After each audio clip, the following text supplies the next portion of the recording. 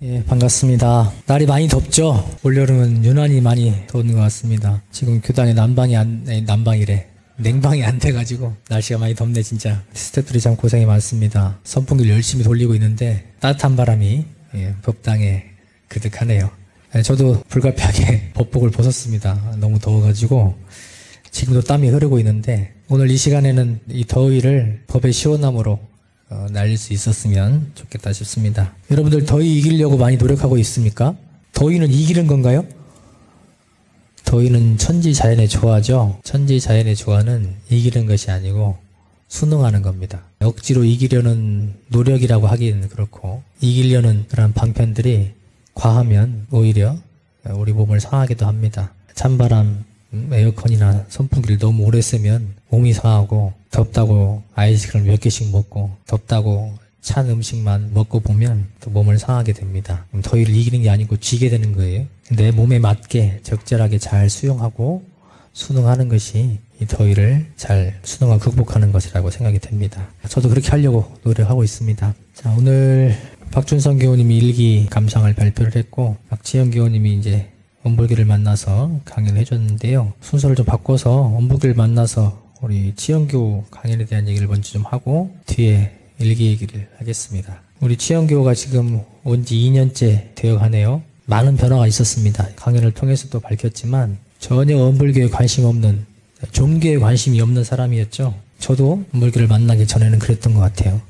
나를 믿고 살고 종교가 뭐 필요하냐 그렇게 했었던 것 같은데 우리 지영교는 복이 있어요. 친구를 잘 둬가지고 친구가 인도를 잘 해줘서 인생의 참 가치가 뭔가 이런 고민을 하게 되고 지금 배워가고 있는 과정이죠. 생로병사의 그 삶의 순환고리 속에서 이 삶의 가치에 대해 고민할 수 있는 기회가 많이 없습니다. 사실은 인연복이 있어야 돼요. 복이 있어야 그 기회를 잡고 또는 전생에 소원이 있어야 그 기회를 잡을 수가 있죠. 지영교는 다행히 그런 친구가 있어서 또 본인도 그냥 한 번 왔다가 끝날 인연일 수도 있는데 관심을 가지고 이렇게 했기 때문에 그 인연과 본인의 구도심 이것이 맞물려서 지금 공부를 잘 이어가고 있는 것 같습니다. 다행이고요. 우리들은 이 영상을 보고 있는 분들은 이 지영교처럼 삶의 가치에 대해서 어떻게 살아갈 것인가 그 고민을 하고 있고 그것을 이루기 위해서 우리 마음 공부를 하고 있죠. 근데 보통은 학창시절을 그때는 눈앞에 공부만 보이죠. 부모님이 열심히 하라. 같이 옆에서 하고 있으니까 나도 열심히 해야 될 것 같고 그래서 막 나아가는 거죠.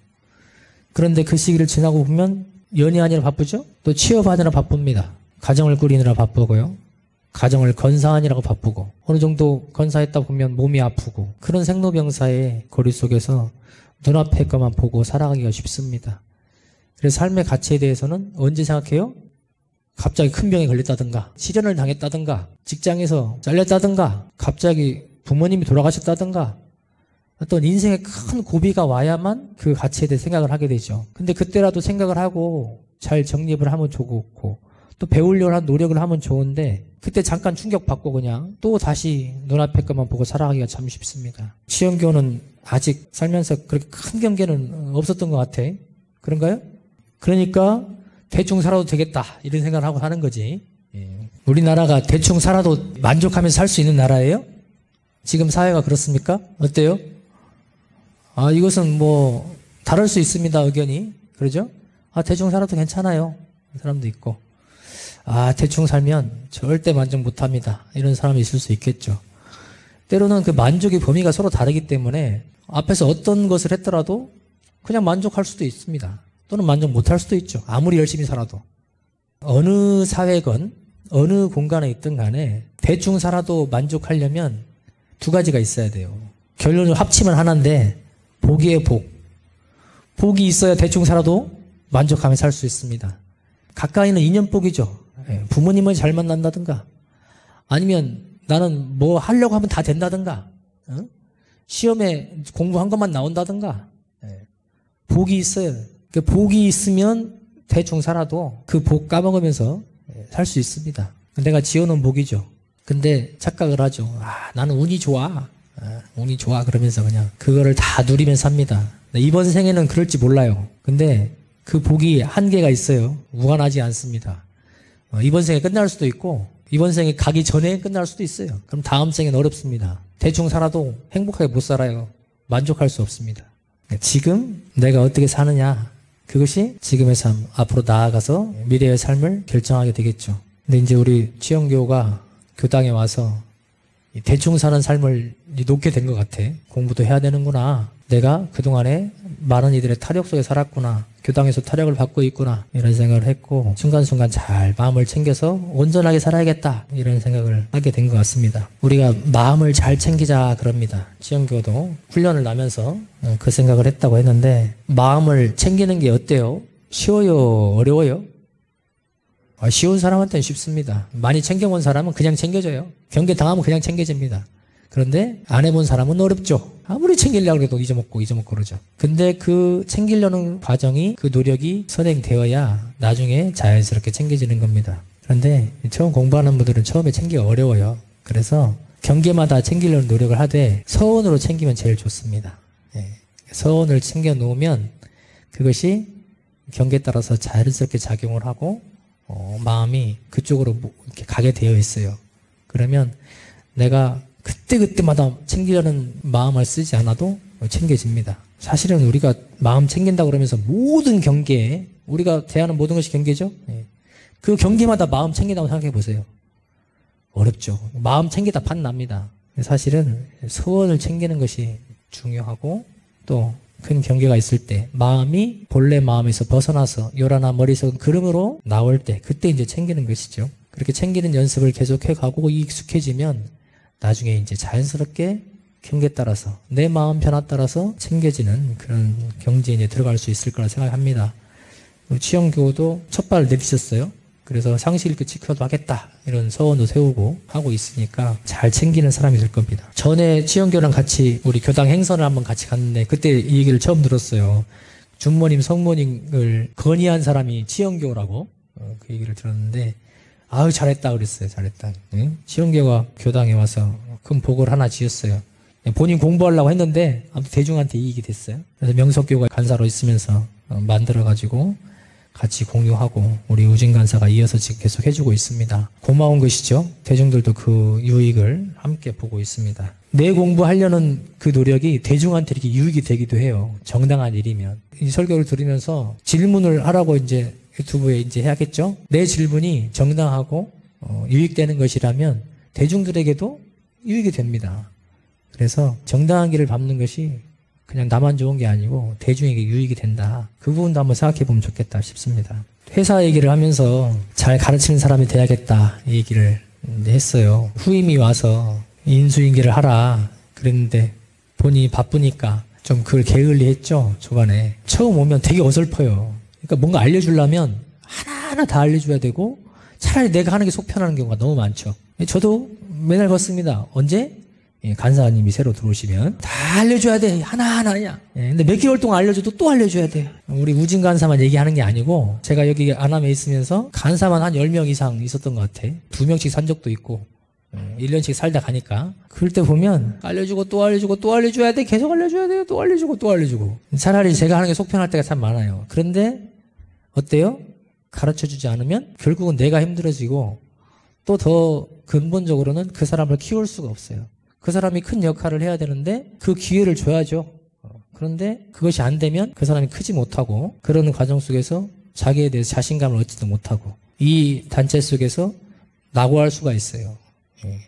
그래서 가르치는 책임을 맡은 사람은 잘 가르쳐줘야 됩니다. 취영교가 후임한테 나중에는 잘 가르쳐줬겠죠. 다짐을 하면서. 퇴사를 했다니까 너무 아쉬운데 아마 다음 사람이 오면 잘 가르칠 준비가 돼 있다, 본인 스스로 이렇게 얘기를 했기 때문에 처음 배우는 사람한테 가르치듯이 그렇게 좀 가르치시면 좋겠고, 잘 가르치면 본인이 좋아요 결국. 그리고 우리 취영교보다 더 늦게 퇴사하는 그런 업적을 이룰 수도 있겠죠. 퇴사 준비를 하고 있네 벌써. 있는 동안에는 내가 있는 곳에서 최선을 다하는 것이 사람의 도리입니다. 그 자리에서는 열심히 안 하면서 딴 데 가면 잘하려고만 생각하고 있는 사람은 계속 그 생각만 하고 살고, 당하는 곳마다 유익을 못 주는 사람이 될 겁니다. 취영교는 있는 동안에 언제까지 있을지 모르죠. 2년이 되는 동안 있겠죠. 그곳에서 유익을 놔두고 최선을 다해서 대접받고 인정받는 사람이 되어야 어디 가나 인정받는 사람이 될 거라 생각이 됩니다. 마지막으로 그 서원을 얘기를 했는데, 본인은 소원이 없다고, 구체적인 소원이 없다고 얘기했는데 뒤에 소원을 다 얘기했어요. 보니까 사심이 많은 사람이었는데 나는 앞으로 공심이 많은 사람이 좀 되고 싶다. 그래서 다른 사람에게 또 내 주위 인연들에게 선한 영향을 주는 사람이 되고 싶다. 얘기를 했죠. 그리고 원불교 와가지고 본인의 어떤 업무 능력이나 마음에 힘이 생겼기 때문에 세사에서 인정받는 일처리도 잘하고 꼼꼼하고 굳은 일도 먼저 나서서 하고 이렇게 사람들의 평가를 받는 그런 사람이 되고 싶다. 그러기 위해서 수양도 잘하고 미리 연마도 잘하고 결국 마음 공부를 잘해서 그렇게 되고 싶다 하고 소원을 밝혔어요. 이 소원이 구체적인 소원이죠. 이보다 구체적인 소원이 어디 있겠습니까? 그 소원을 이루어가는 노력 속에서 대중들의 환영을 받는 우리 치영교가 될 거라 생각이 됩니다. 이렇게 되고 보니까 원불교를 오기 전에 했었던 그 삶과 이제 다른 길을 가게 됐어요. 대충 사는 사람이 아니죠, 이제. 이렇게 살려면 대충 살아서는 안 돼요. 인정받으려면. 그리고 선한 영향을 끼치려면 대충 살아서는 안 됩니다, 이제는. 근데 본인이 대충 사는 삶을 놓고 나아가는 것에 있어서 행복을 느끼는 것 같아요. 축하를 드리고, 이제 받았으니까 계속 앞으로도 받을 거예요. 근데 주는 사람이, 아까 잘 가르치는 사람이 되듯이 주는 사람이 되어서 어떻게 줄까? 어떤 것을 줄까? 이런 고민을 하는, 그래서 선한 영향력을 그것으로 주는 치영구가 되면 좋겠다 싶습니다. 준모님, 손모님에 꾸준히 함께하고 계속 공부를 놓지 않는 우리 치영교가 앞으로 진급할 겁니다. 계속. 교당에서도 회사에서도 또 가족 내에서도 환영과 대접을 받는 치영교가 되기를 간절히 염원하고 또 그렇게 될 거라고 생각이 됩니다. 이렇게 기원하겠습니다. 일기 감정을 또 한번 해볼게요. 자, 일기를 보면서 여러 생각이 들었어요. 진성교가 평소에도 그렇듯이 이 일기를 통해서 공부하는 사람이구나, 교화하려는 사람이구나, 이런 생각을 했습니다. 근데 한편으로는 이 일기를 보면서 어떻게 감정해야 되지? 고민이 많이 되게 하는 그런 일기였습니다. 그래서 제가 한번 평소와 다르게 일기를 좀 분석해 보려고 해요. 내용을 보시면서 한번 같이 생각해 보면 좋겠습니다. 자, 첫 번째 단락. 지인 톡방에서 마음 공부에 대한 이야기를 했다. 서로의 지혜를 주고받을 수 있어서 좋은 시간이었는데 친구 A가 사람마다 생각이 다른데 누군가에게 부족한 점이 있다고 이야기하는 것이 옳은 것인지, 그게 정말로 부족한 점인지 의문이 든다며 삶의 정답이 따로 없기에 각자의 모든 생각이 다 맞는 것이 아니냐는 이야기를 했다. 제가 여기다 밑줄을 많이 쳐놨어요. 이거 다 생각해볼 문제예요, 지가. 저도 이게 고민이 많이 됐습니다. 이걸 어떻게 정리를 할 것인가. 서로 지혜를 주고받는 단톡방인데 고민을 하게 하는 말을 친구 A가 했죠. 자, 사람마다 생각이 다르다. 그렇죠? 이거는 뭐 반론의 여지가 없습니다. 생각이 다 다릅니다. 그런데 누군가에게 부족한 점이 있다고, 부족한 점이라고 했는데 그 부족한 점이 기준이 뭐죠? 왜 부족하다고 얘기하죠? 뒤에 이제 준성교가 생각한 것이 있기 때문에 물어보는 거예요. 부족한 점이라는 기준이 뭡니까? 부처님에 못 미치는 내용들입니까? 아니면 나쁜 점입니까? 그 사람의 흉이에요? 부족함에 대한 그 기준은 뒤에 다시 한번 더 생각을 해볼게요. 근데 그것을 이야기하는 거예요. 부족한 점이 있을 수는 있겠죠? 어떤 기준에 의해서. 그런데 그것을 이야기한다. 그 단톡방에서 얘기했다는 얘기죠. 여러 사람이 있는 데서 그 사람의 단점을 얘기하는 것이 과연 옳은가? 옳아요, 안 옳아요? 옳지 않죠. 대승사님께서 뭐라고 하셨어요? 다른 사람은 과실을 말하지 말라고 그랬는데, 야, 너는 이게 부족해 하고 얘기했어요. 그게 뭐예요? 그 사람의 동의를 받고 한 것도 아니고 부족한 점을 얘기해버린 거야. 그것도 내 생각으로 얘기한 것이죠. 대중이 다 그것이 동감해서 한 것이 아니고. 이것은 옳은 것은 아니네요. 그럼 이 친구의 말이 일단은 맞네. 그게 정말로 부족한 점인지 이거 의문을 가진 거예요. 그 사람이. 야, 이게 정말 부족한 거야? 사람마다 생각이 다른데 왜 이걸 네가 부족하다고 규정해? 그런 것이죠. 의문이 들었어요. 의문이 들만하네. 그리고 뒤에 뭐가 있어요? 삶의 정답이 따로 없기에 각자의 모든 생각이 다 맞는 것 아니냐, 이 얘기를 했어요. 자, 이 말은 어때요? 각자의 모든 생각이 다 맞지 않느냐, 삶의 정답이 없으니까. 이건 맞는 말입니까? 어떻습니까? 여러분 생각 어때요? 듣는 분들도 한번 생각해 보십시오. 다 맞아요? 각자의 모든 생각이? 이렇게 사는 사람이 어때요? 나는 해를 하나도 안 끼쳤어. 나는 내 뜻대로 살았고 나는 다 맞으니까 어떤 행동을 해도 그냥 맞는 거야, 다. 이게 뭐예요? 자양자지야, 이게 자양자지. 혼자 맞다고 하고 있는 거죠. 순전히 누구 기준이에요? 내 기준이야. 내 기준만 가지고 사는 사람, 이게 맞다고 얘기할 수 있는 거죠. 물론 맞는 것도 있겠죠. 그러나 항상 맞느냐? 대중에게도 이익이 되느냐? 다른 사람은 힘들어 죽겠는데 나는 맞으니까, 내 생각이니까 네가 왜 참견해? 이렇게 얘기하는 것이 맞는가? 저는 이 말은 동의가 안 되더라고요. 제가 인도품 36장을 그 밑에 달아놨어요. 지혜 있는 사람 뭐예요? 자기의 허물을 살핌으로 남의 시비를 볼 여가가 없나니라. 다른 사람의 부족한 점이 보일 수 있죠. 그러나 그것을 쫓아서 얘기하거나 또는 그것을 시비 따지느라고 같이 얘기하고 있거나 그럴 여가가 없어요. 공부하는 사람은. 깊은 공부를 하는 사람은 내 공부하기 바쁩니다. 이게 무관사예요. 다른 사람이 나에게 그것을 물어올 때는 대답할 수 있겠죠. 그러나 내가 다른 사람 과실을 찾아가지고 혹은 부족한 점을 찾아가지고 너는 이것이 부족해 얘기하는 것은 계문에도 어기고 특신급 법마상급에 다 걸리는 겁니다. 그래서 내 공부하기 바빠야 돼요. 다른 사람 부족한 점 찾을 생각하지 말고. 그 다음 단락을 보시면 이제 준성교 마음이 나오죠. 친구 A에 대한 마음. 뭐가 있었어요? 그 친구에 대해서 불만이 있었죠. 예, 불만이 있었습니다. 이게 뭐예요? 선입견이죠. 선입견. 이 친구는 진지한 얘기하면 꼭 농담을 해가지고 분위기를 흐려. 이런 선입견이 있었죠. 그러니까 앞에 얘기를 하니까 요거 봐, 요거 봐. 그 중요한 얘기를 하고 있는데 뭐 생각이 다 다르니까 다 맞는 거 아니냐? 이거 뭐야 이거. 내 말을 다 흩어버리네? 이런 생각이 들었어요. 그래서 어떻게 마음이 나왔죠. 어떤 마음? 남이 부족한 점을 얘기해주면 고맙습니다 해야지. 응?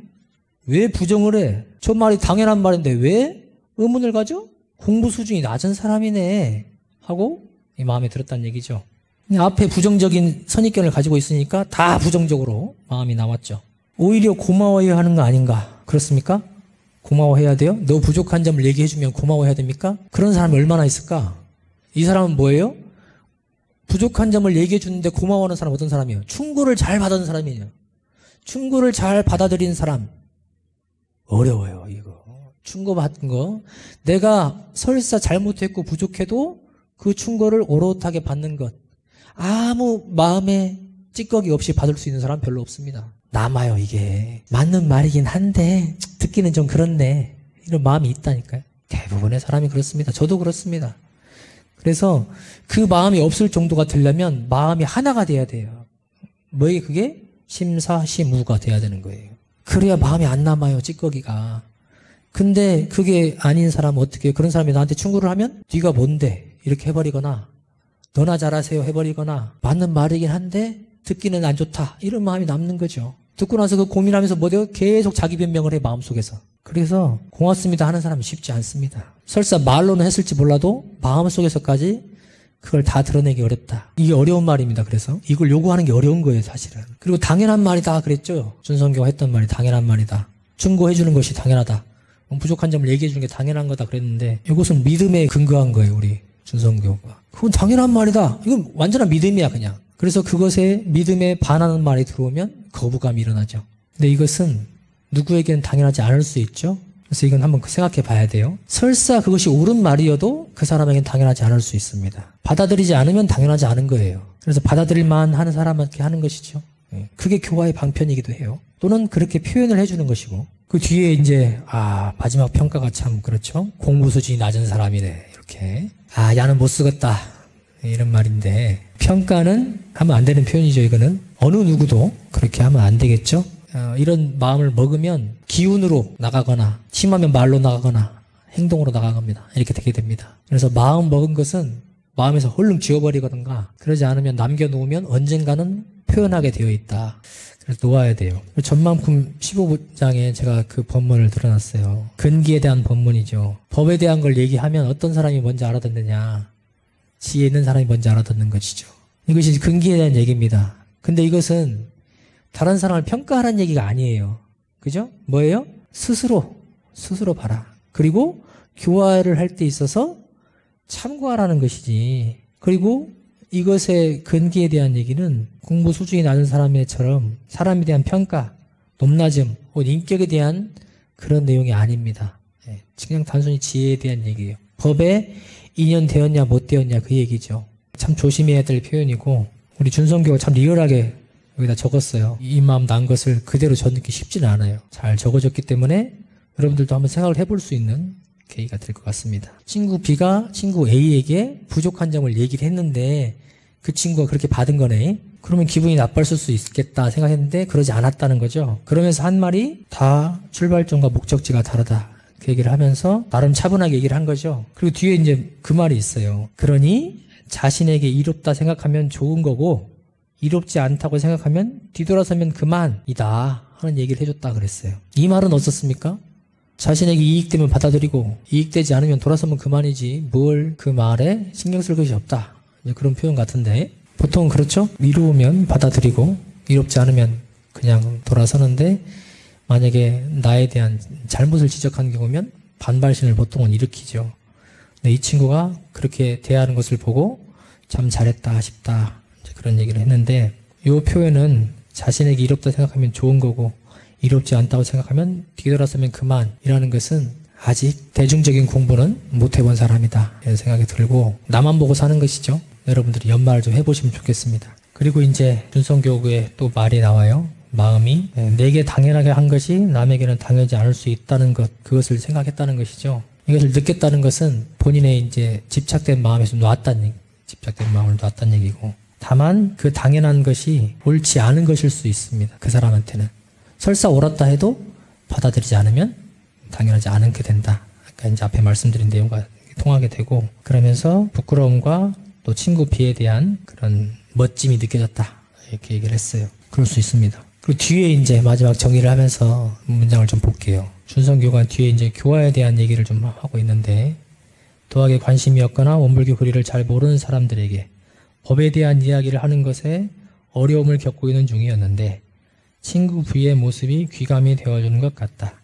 앞으로도 많은 인연을 만나며 비슷한 상황을 겪게 될 텐데 어떻게 해야 서로에게 은혜가 되고 조금이라도 법이 전해질 수 있는지에 대해 고민하는 계기가 되었다 그랬습니다. 친구 B는 어쨌든 내가 충고를 했는데 그거에 대해서 반발하는 내용에 대해서 차분하게 다시 얘기를 하고 있었다는 거에서 어쨌든 마음을 멈출 수 있는 사람이고 또 그것을 다시 한번 그 사람이 이해할 수 있게 하는 모습에서 어쨌든 멈추고 하려는 그런 마음과 취사의 능력이 있는 사람인 것 같아요. 근데 우리 준성교가 법에 대한 얘기를 어떻게 전해줄까 하는 어려움이 있다 그랬죠. 부처님도 어려워하셨어요. 부처님도 어려워하시는 일입니다. 그러니까 어떻게 해요? 천만 방편을 다 동원해서 사람들에게 전해주려고 그 고민을 하고 계시죠. 내가 전해줘야겠다 하는 마음이 드는 순간부터는 고민이 들어가는 거예요. 어떻게 하는 게 잘 전해주는 것인가.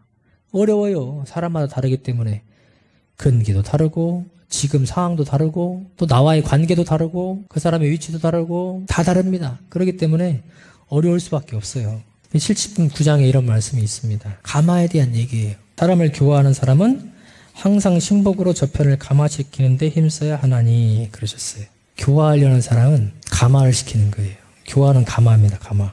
그냥 그 사람이 알았다고 해서 변화되는 게 아니에요. 교화는 변하는 거거든요. 그냥 좋은 거 알았다가 아니에요. 그것은 교화가 아닙니다. 우리 치영교우가 여기 와서 그냥 알기만 했으면 더 안 나왔을지도 몰라요. 그런데 명석교랑 같이 훈련을 나고 같이 공부를 하면서 감화가 됐을 거라 생각이 돼요. 그러니까 아침 일어나가지고 30분씩 좌선을 하죠. 그게 안다고 되는 일이 아닙니다. 감화가 된 거예요. 아, 내가 해야겠구나. 아, 이렇게 하면 좋구나 하는 그 마음의 변화가 일어난 것이죠. 그러니까 하는 거예요. 그렇게 하기 위한 그런 목표를 가지고 교화를 해야 한다. 알려줬으니까 끝이 아니에요. 그러니까 교화가 참 어렵고도 막중한 책임이 있는 것이죠. 교화자로서. 인도품 22장에 보면 또 이런 말씀이 있죠. 남을 가르치는 방법은 내가 먼저 실행하는 데 있나니라. 많이 들었던 본문이죠. 내가 실행하지 않는 조건으로 아무리 권해도 따르지 않는다. 너나 잘해라죠. 너네나 잘해라. 가족 간의 교화가 어려운 이유가 이거예요. 본인은 하나도 안 변했어. 맨날 말로만 와가지고 대종사님이 어쩌시고 교당에서 어쩌고 해도 본인은 하나도 안 변했어. 그러면 가족 교화는 어려운 거예요. 아니 그렇게 잘하면서 왜 행동을 하나도 안 변해? 뭐 알고만 있으면 세상이 변하는 거야? 삶이 바뀌는 거야? 아니거든요. 그래서 교화는 한 번에 쉽게 이루어지는 게 아니고 만약 그 사람이 소원이 있고 인연의 복이 있다면 한 번에 바뀔 수도 있습니다. 그러나 대부분 그렇지가 않죠. 그래서 내가 먼저 실행하는 것으로 말과 행동으로 또는 마음으로 솔선이 되지 않으면 교화는 쉽지가 않다. 준성교와 일기 통해서 참 많은 얘기들을 던졌어요. 의문거리를 던졌습니다. 저도 너무 많은 고민을 했고 여러분들도 고민을 좀 했으면 좋겠습니다. 일기를 카페에 좀 공유를 해주시고 한번 생각을 해보시면 좋겠어요. 교화가 뭐냐. 제가 이제 앞에 부족한 점이나 그 계문에 대한 얘기는 했고요. 여러분들께서도 다른 사람에 있어서 부족한 점을 얘기를 할 때 어떻게 잘 전달할 것인가, 또는 그 부족한 점이 과연 내가 생각하는 것인가, 진리에 어긋나는 부족한 점인가, 인과에 어긋나는 것인가, 그러면 반드시 부족한 점 맞습니다. 그 사람이 인정하지 않더라도. 그런데 그것을 전달하는 데 대해서는 신중해야 돼요. 가능하면 전달 안 하는 것이 좋습니다. 내가 능력이 안 될 때는. 그 사람이 물어올 때는 얘기해 줄 수 있어요. 충고를 할 때는 참 조심해야 되고, 또 그 내용이 정말 맞는가 고민을 해야 되고, 또 그것으로서 그 사람을 변화시키고자 교화까지 하려고 생각한다면 더 많은 고민과 불공이 있어야 한다. 그렇지 않으면 공부와 교화를 같이 해나가기가 참 어렵다. 그러나 이것은 우리가 계속 해야 될 일이고, 대중을 위해서도, 그 사람을 위해서도, 또 나를 위해서도 꼭 해야 할 일입니다. 이렇게 사는 사람은 대충 살 수가 없겠죠. 열심히 살아야 됩니다. 그리고 근본적으로 내 마음을 잘 챙기며 살아야 합니다. 이 일기를 통해서 여러분들도 한번 돌아보시는 계기가 됐으면 좋겠다 싶고요. 마지막으로 당부의 말씀을 좀 드립니다. 지금 너무 덥고 그러기 때문에 뭐 하기도 싫고, 그래서 요즘에 지금 휴가철이죠. 정말 아무것도 하기 싫은 시즌이기 때문에 휴가를 가시라 하고 휴가들을 많이 내고 또 가기도 합니다. 휴가는 가서 뭐 해야 돼요? 쉬어야 됩니다. 잘 쉬어야 돼요. 잘 쉬어야 됩니다. 그런데 갔다 와서 아픈 사람들이 있어요. 아, 힘들었다. 마치 뭔가를 숙제한 것처럼 그렇게 하기도 하는데, 잘 쉬는 것을 원불교에서는 휴양이라고 합니다. 휴양. 그 휴양에는 도가 있습니다. 휴양은 뭐예요? 잘 쉬는 건데 뭘 잘 쉬어야 돼요? 육근, 눈, 코, 입, 몸, 마음을 잘 쉬어줘야 돼요. 그동안에 너무 오랫동안 썼거든요. 경쟁하면서 내 거를 쟁취할 욕심을 채우려는 과정 속에서 많이 썼습니다. 그것을 잘 쉬어주는 것, 그게 핵심입니다. 잘 쉬어주려면 어떻게 돼요? 어디서 쉬어야 돼요? 우리 근본 마음에서 잘 쉬어줘야 됩니다. 그게 뭐예요? 수양이죠, 수양. 그래서 여러분들 이제 휴가를 가신다, 어디를 간다, 막 그럴 거예요. 그러면 가서 물론 자연을 보면서, 또는 푸른 바다, 사람들의 북적대는 그 모습을 보면서, 맛있는 걸 보면서 쉬어줄 수도 있겠지만, 그것이 과하면 쉼이 아니고 새로운 피로, 새로운 번뇌를 가져올 수 있기 때문에 치유하는 어느 정도는 되지만 다 할 수는 없다. 그러니 육군을 잘 쉬어주는 것에 초점을 맞추시고 다른 것들도 병행하시면 좋겠다. 그리고 근본적인 쉼은 수양이다. 우리 본래 마음에서 떠나지 않는 것이 근본적인 쉼입니다. 그래서 그것을 염두에 두시고 하시면 좋겠고, 내일은 일반 법회도 쉬고 나 휴가 법회를 계속하고 그렇습니다. 무진간사님도 내일 이제 휴가를 가요. 그러니까 성북교당이 그것을 활용하시고, 교당의 준모님, 손모님은 며칠 쉴 겁니다. 그러니까 온라인 성북교당 통해서 그 공부를, 쉼을 계속 이어가시면 좋겠고, 잘 쉬어서 공부를 잘할 수 있는, 교화를 잘할 수 있는, 행복을 스스로 만들어갈 수 있는 그 에너지를 채워오시면 좋겠다. 이런 당부 말씀을 드립니다. 더운데 함께 해주신 우리 스태프들, 강연자들 다 감사합니다. 설교 마치고 잘 쉬었다가 다음 주에 또 만나겠습니다. 감사합니다.